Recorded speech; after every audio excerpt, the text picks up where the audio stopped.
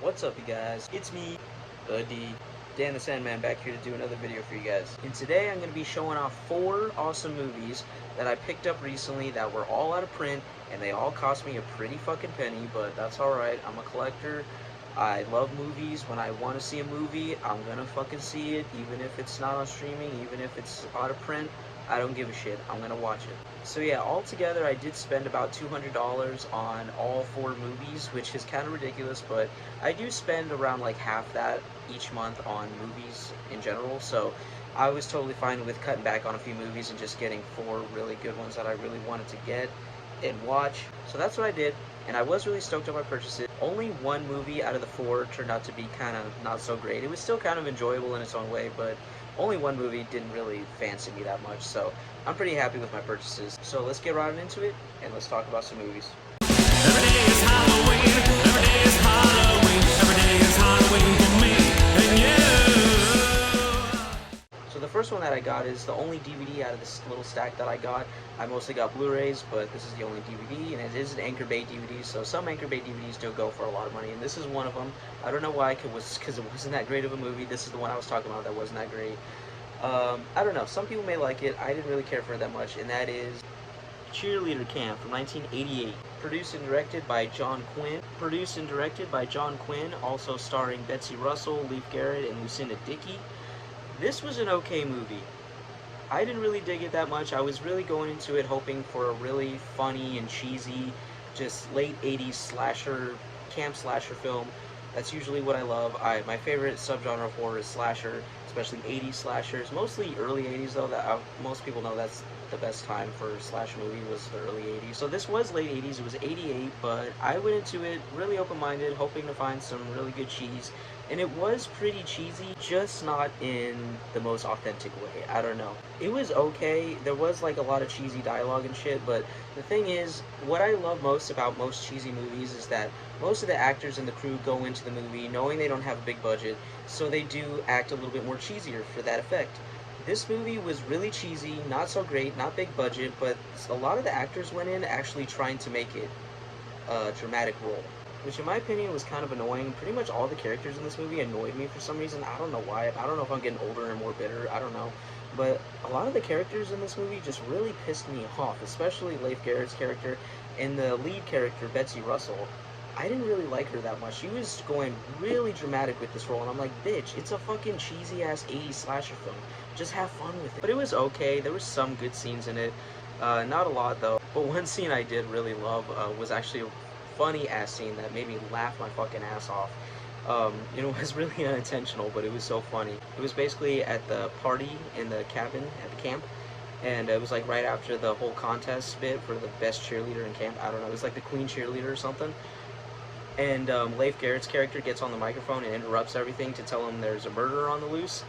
And he tells them like, hey, there's a murderer, there's a couple people that have been murdered.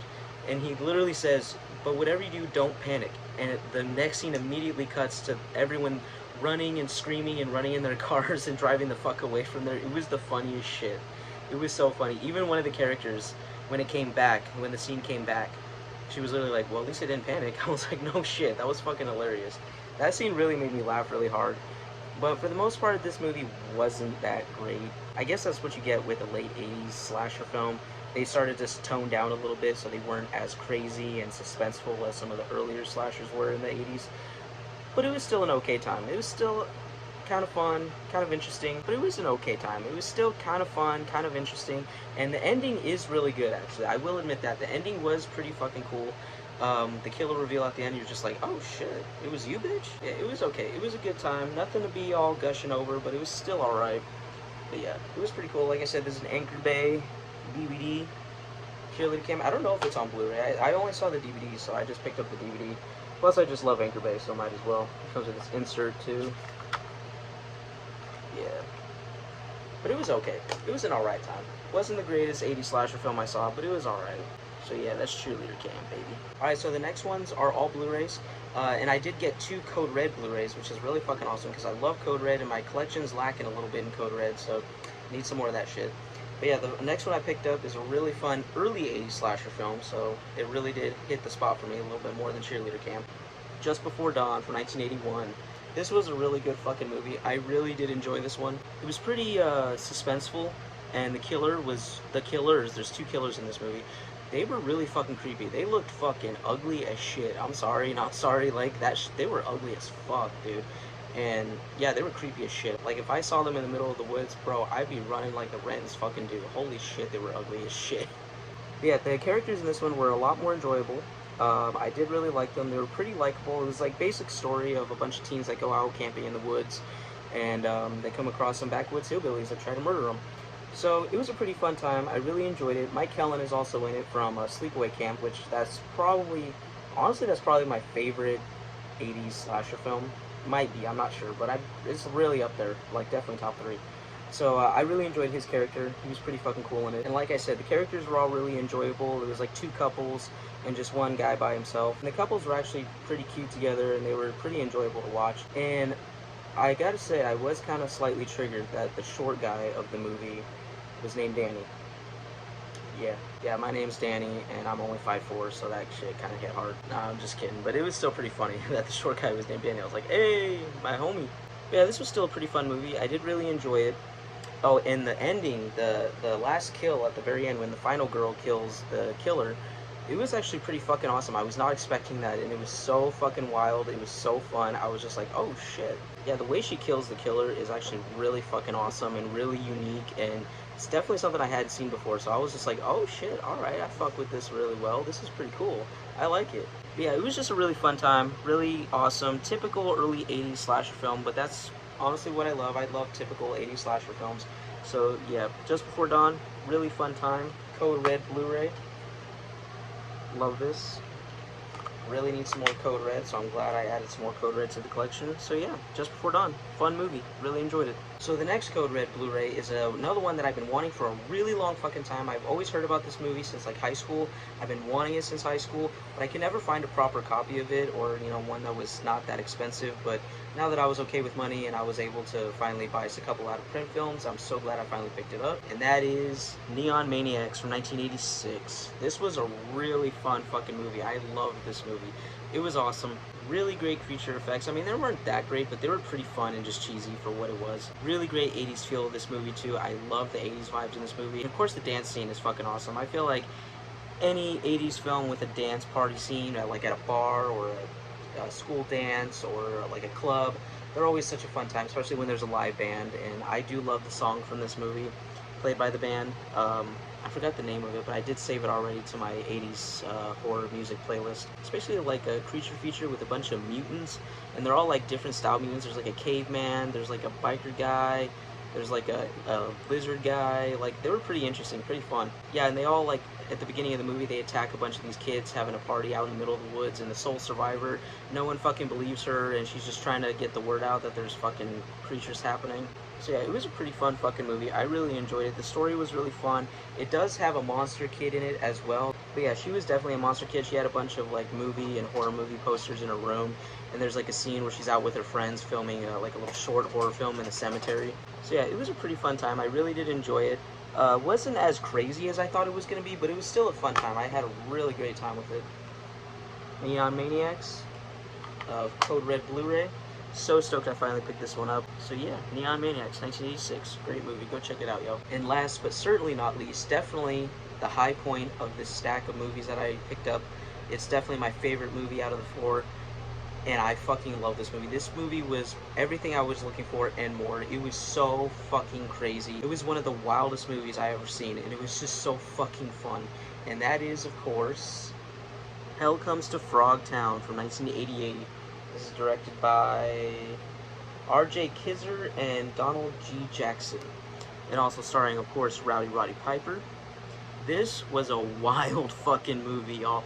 I love wild, crazy, cheesy, bonkers fucking films. I eat that shit up. Trash cinema is my drug of choice, definitely. I love shitty fucking movies.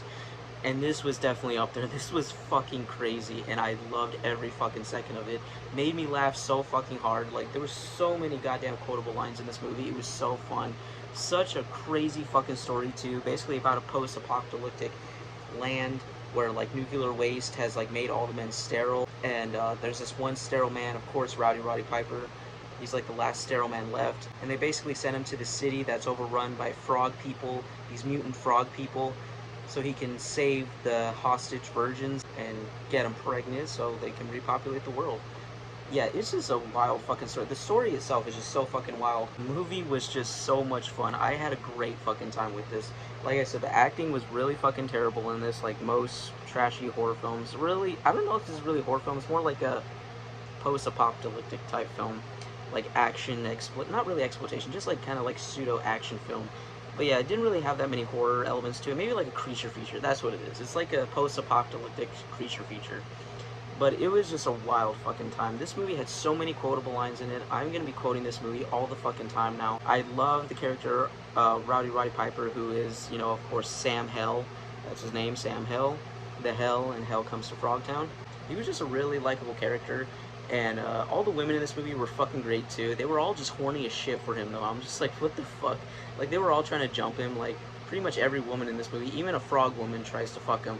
And I'm just like, dude, this is wild. But yeah, there were so many lines in this movie that I fucking love, but definitely my favorite line out of the whole movie, it was kind of towards the beginning of the movie, where the lady that's helping him that works for the government, she's driving him across the border into like the outlands for where the frog people are. And she's basically telling him the plan of what they're gonna do. And she says this line that's so funny. She basically says, "We're gonna get him out, and then you're gonna get him pregnant." it's just so fucking ridiculous, but I love that shit. I started bursting out laughing when I heard that. But yeah, this was just a fucking wild movie. It was a fun ass fucking time. It was exactly what I was looking for. This is definitely the standout of the stack of films that I got, the 4 that I got. I love this one the best. It was fucking amazing. So stupid, but amazing in the best way possible. So yeah, this is the Vinegar Syndrome Blu-ray, DVD Blu-ray combo pack. Forgot to mention that. It is Vinegar Syndrome. You gotta love a great Vinegar Syndrome release, you know? Vinegar Syndrome is crazy with their titles, but they're fucking awesome. Love their shit. Love this fucking movie. It was a great fucking time. I highly recommend it to those of you that love really cheesy, so bad they're good movies. This is definitely has to be on the list. Hell Comes to Frogtown. Loved it, baby. So yeah, those are all the out-of-print movies that I recently just picked up for, like I said, $200. It was not cheap, but I feel like they were worth it. Even Cheerleader Camp, even though it kind of was a miss for me, it was still had its enjoyable moments, and it was okay. I still enjoyed it. I'll probably give it another watch later on. I don't know. But it was great. I loved all the movies that I got. These are the 4 I picked up, of course. Cheerleader Camp, Just Before Dawn, Yen Maniacs, and Hell Comes to Frogtown. All out of print. All these are out of print, and they were a pretty penny each, obviously. But I say it was definitely worth it. It was worth the money, in my opinion. Now, I'm not really rich or anything, so it was kind of hard to buy all these. Well, to buy only 4 for $200, but I feel like it was worth it. Like I said, they were all fun in their own way, especially Hell Comes to Frogtown and Neon Maniacs, but the rest were still pretty great. I love these movies. I don't really regret any purchases. I really hate when people post, like, my biggest physical media regrets. Like, bitch, every movie has a little bit of merit to it. You just gotta find it. Stop being a whiny little bitch about it. So anyway, but yeah, they were all great movies. Enjoyable in their own way. So it was definitely worth the money in my opinion. I don't give a shit. I'm a collector. I buy movies. That's all I fucking do. And I love it. So yeah, that was my update. I hope you guys liked it. Please comment, like, and subscribe. And I shall see you for the next video. So until then, go toke, go drink, go watch some horror movies, go listen to some heavy metal music, and go do whatever makes you happy, because life is too damn short. See y'all for the next one, and peace out. I love your ass.